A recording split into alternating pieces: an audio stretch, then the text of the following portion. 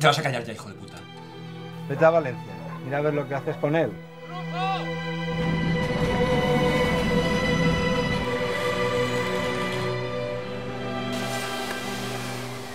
Hola, ¿tú eres el nuevo vecino?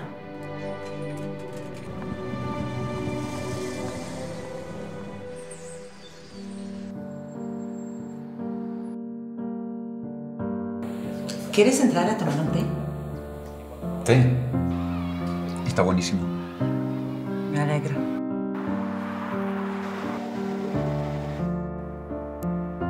Necesito un abrazo.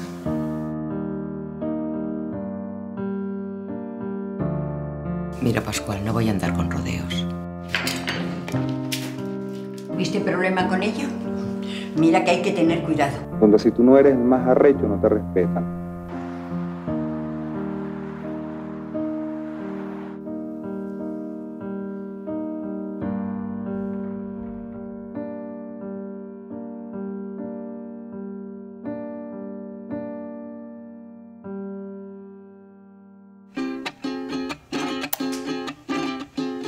Guácara me dan por nombre, mi forma es de caracol, vivo en la humedad tranquila, huyo de los rayos del sol.